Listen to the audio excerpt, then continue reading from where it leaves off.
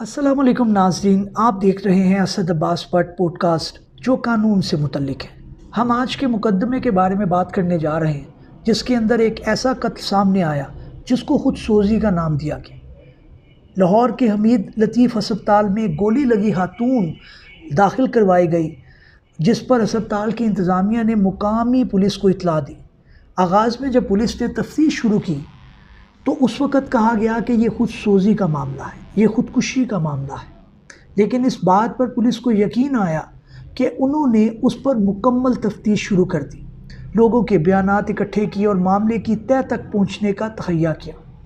तफ्तीश पर यह अयां हुआ कि उस औरत का नाम फ़रा मज़र है, जो कि पाकिस्तान के मारूफ बिजनेसमैन सेठ आबिद मरहूम की साहबजादी थी, जिसका शोहर अमेरिका में मुकीम था। मकतूला ने 3 लेपालिक बच्चों की परवरिश की थी, जिनमें 2 लड़के और 1 लड़की थी। लेकिन अजाने की पुलिस को शक था कि ये मामला खुद सोजी का ना है, बल्कि दाल में कुछ काला ज़रूर है, जिसकी बुनियाद पर पुलिस ने मामले की मज़ीद जांच पड़ताल करनी शुरू की और इस ज़िम्न में घर की मुलाज़मा अतिया का बयान लिया, जिसने पुलिस ने जब रिवायती अंदाज में पूछा तो उसने बताया कि मकतूला का कत्ल असल में उसके लेपालिक बेटे फ़हद ने किया है।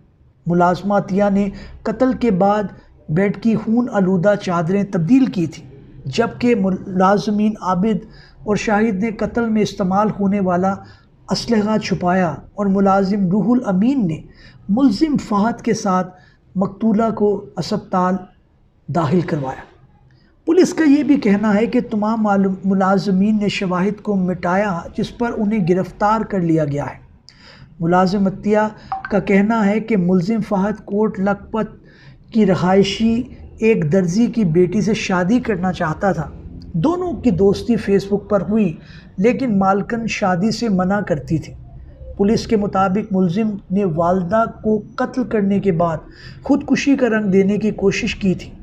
पुलिस हिरासत में लेपालिक फ़हद अपनी वालदा को कत्ल करने का इतराफ़ भी कर चुका है।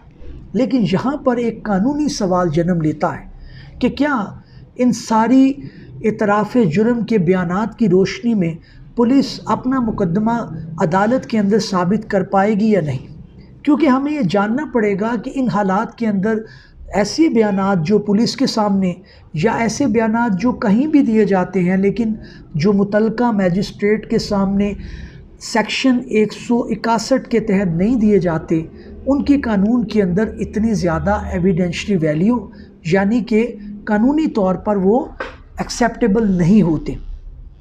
कानून ये कहता है कि जब भी इस तरह का मामला हो, ऐसी एक्स्ट्रा जुडिशल कन्फेशंस यानी कि जो पुलिस के सामने इतराफ़ी बयानात हैं, उनको मैजिस्ट्रेट मुतलका के सामने पेश किया जाए और उनको रिकॉर्ड करवाया जाए, ताकि मुतलका अदालत या मैजिस्ट्रेट इस चीज़ का जो है वो अजाला कर लें, इस चीज़ को देख लें कि कहीं ये बयानात ज़ोर ज़बरदस्ती या धौंस के ज़रिए तो नहीं लिए गए।